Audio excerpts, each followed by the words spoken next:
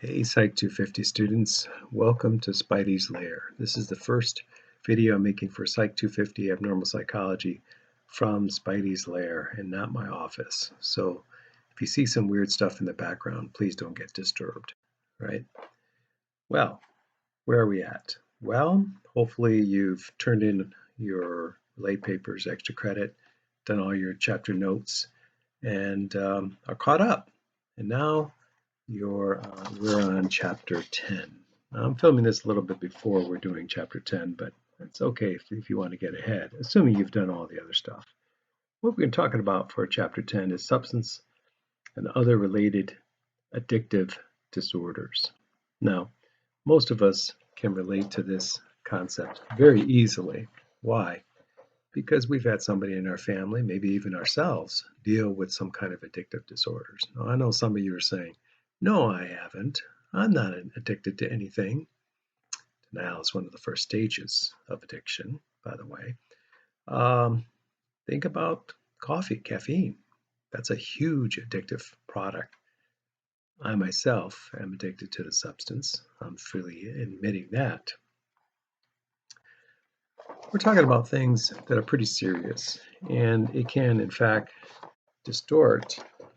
I even have a picture upside down. It can even distort our perception of the world, right? Is there anything wrong with this picture? If you can't see anything wrong with it, then maybe you're okay, or maybe you're not okay. Depends on your perspective, right? So, when it comes to determining if somebody is actually addicted or not, we have to determine, are they abusing a substance, right? Now, it gets tricky because you could say that people are abusing caffeine all the time, right? As far as I know, Starbucks are still open for service, probably just drive through if they have one, or pick up, that sort of thing. But when we're finding ourselves really needing to use a substance on a daily basis, not being able to get through the day with the substance, and as usual when it comes to abnormal psych, when it starts to interfere with our ability to perform, whether it's to be a student or employee or just a partner, a family member, because we can't have our substance. Then we get into the realm of substance abuse. And of course, alcohol is something we're mostly familiar with because that has impacted our society dramatically. If you want to see a good documentary on alcohol, you might want to check out Ken Burns' documentary on Prohibition. I believe that's the name of it. And it talks about the history of how our country tried to make alcohol sales illegal with pretty mixed results. Becoming a black market commodity, as you know, a lot of things are when you can't get them freely from a regular store. And it's a very interesting historical perspective, our attempts to rid ourselves of a substance that we deemed as dangerous. Addiction covers a whole gamut of areas, but I want to focus back on alcohol. And that leads me to my first case study I'm going to be exploring today, and it's called Crazy Indian Woman. Crazy Indian Woman. So let me take you back some time to when I worked at an agency called Cristo Rey. I think we might have talked about Cristo Rey in the past. I'm not 100% sure if we talked about this particular place, but Cristo Rey, let me spell it out for you so you can actually see the word. For our multilingual friends, thank you, Dora, translates to Christ the King, if you recall. And Cristo Rey is a reminder, in case you don't remember this agency, or if we didn't cover it. It's a place in Michigan that was a one-stop shopping for human services. I mean, this place was amazing. If you needed a meal, they had a kitchen. We had a food bank, a clothing bank. We had employment services there. We had language classes. We had prevention programs for kids. We had counseling services, which I was in charge of at the time. Now, one of my coworkers was an older Native American woman who was known in the community in the past as the neighborhood alcoholic. She suffered from alcoholism for decades, and she had a daughter who also worked at Cristo Rey in prevention services. And when I met her, she had sobriety for nearly 2 decades. She had sponsored a number of people, helping them get off alcohol. As a matter of fact, she educated me a lot about the system of alcohol treatment. She was very knowledgeable and very highly respected in her field. But life wasn't always easy for her. In the past, she, while raising her daughter as a little girl at the time, she often wouldn't even come home. Her daughter was a latchkey kid. I don't know if you're familiar with that term. Some of you are latchkey kids and not even knowing what the term meant. Her daughter basically had to have her house key usually on a shoelace around her neck, holding it so she wouldn't lose it as a kid because she had to be responsible for herself. Having a mother as an alcoholic meant it wasn't breakfast. She had to make her own lunch for school. She had to sign forms for her mom for school. She had to do her own homework. She had to make her own dinner, wash her own clothes. Her mom wasn't just available to her during her alcoholic phase. Many a day her mom wouldn't come home, so she would go searching and typically go to a couple bars that she knew her mom frequented.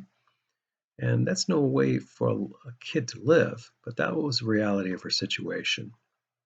Sometimes she found her mom, escorted her home, and sometimes she didn't find her mom at all until her mom eventually came home. Luckily, my coworker, obtained sobriety and became a substance abuse counselor and helped many, many people. While interacting with her one day, she asked if I could do her a favor. She said, "Can you speak to my daughter? She had a recent breakup with her significant other, and I'm wondering if you could talk with her." The first thing I thought was, oh my goodness, I don't know if I could really talk to her because, I'm a clinician, I'm a therapist, and it's a little weird doing therapy with a coworker. And she said, no, I don't want you to do like official therapy with her. I just want you to talk with her and make sure she's okay because she's been having a hard time since. And I said, sure. So her daughter worked downstairs, and I didn't want to run downstairs and say, hey, your mother told me I should talk with you because you're messed up from this breakup. No, wasn't like that at all.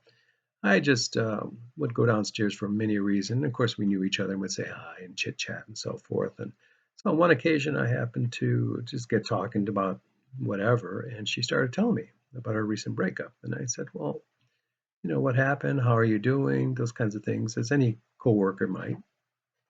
And she told me that she suspected that her partner was cheating on her. And what she did was she got a baseball bat and destroyed her partner's van. Partner had a van, and she destroyed all the windows, including the headlights. Any glass part of the van just went to their partner's home and destroyed it with a baseball bat, ending the relationship in a fury. And it turns out that later she found out that her partner was not cheating on her, but the damage was done, so to speak, both literally and figuratively.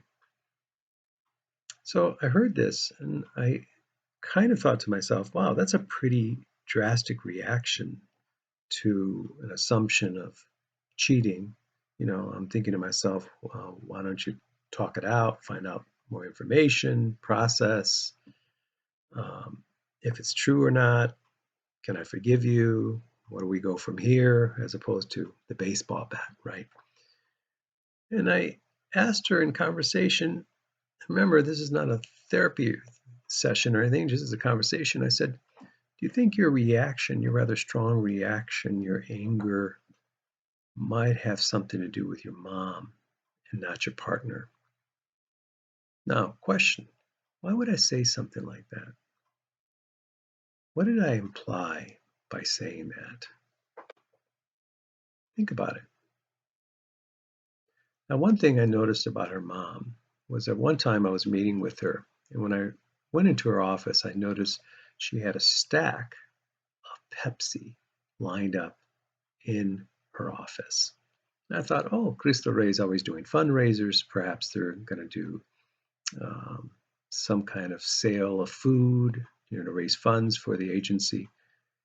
And during our conversation, she leaned over and grabbed a Pepsi, opened it up. They were bottles, drank it, consumed it.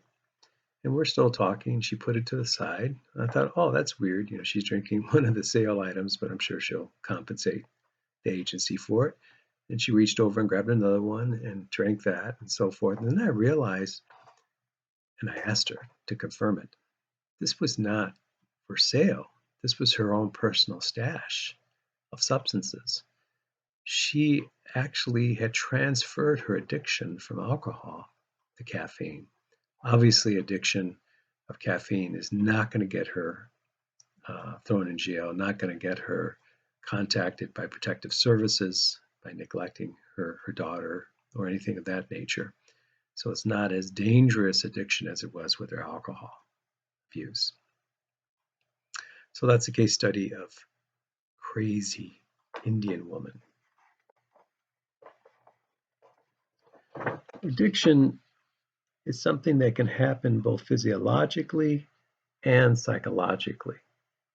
And what complicates things is if it's a substance like alcohol, or even caffeine for that matter, then we get it in our heads that we need it, psychological addiction.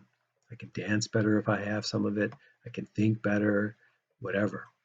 And then our body, of course, gets used to the substance and craves more, wants more and more and more and more.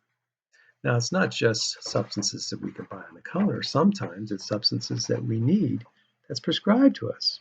We have an injury, an ailment, they prescribe some great medication that reduces our pain and suffering. And then our body says, I want more of that because boy, does it make me feel so good. When I had my gallbladder pretty much explode in my body some years ago, they put me immediately on morphine. And excuse me. And immediately I just thought, oh my gosh, this stuff is, I feel like I'm floating. I was like so spaced out, floating in a cloud.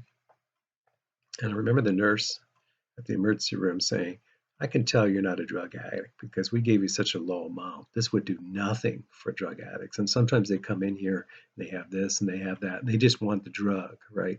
And it wouldn't do anything to them. And you're just kind of floating in the sky. So we can tell you're not used to this substance. So you're okay. But I'll tell you one thing, I can see why people would get addicted to such a thing. So going back to alcohol, alcohol is a depressant. It depresses the central nervous system. And unfortunately, we have competitions, we have sporting events sponsored by alcohol companies. It has not left our country. Of course, we have a union of support, financial support from our alcohol companies. And of course, the alcohol companies have enlisted behaviorists that said the following, if you drink this beverage of alcohol, you'll be very popular, right? The old operant conditioning, think Pavlov, right? Putting those two things together. This beverage means popularity or sensationalism or good times, right? We get those two things paired together. And of course, we relate to our past memories that confirm, yes, the only time I've had a good time or was a good dancer when I was on this depressant. And of course, in extreme methods, we have young people who are dying, otherwise pretty healthy, but due to drinking way too much alcohol too quickly, it depresses the central nervous system and basically shuts down their brain. So we have alcohol deaths in nearly 50% of all alcohol-related deaths, 50% of all traffic accidents. That's probably a low estimate. And we lose a lot of young people primarily to alcohol poisoning, right? Next film we're going to watch, we're going to talk a little bit about opiates, which is a pretty drastic phenomena that's happening now in our country and around the world. See you then.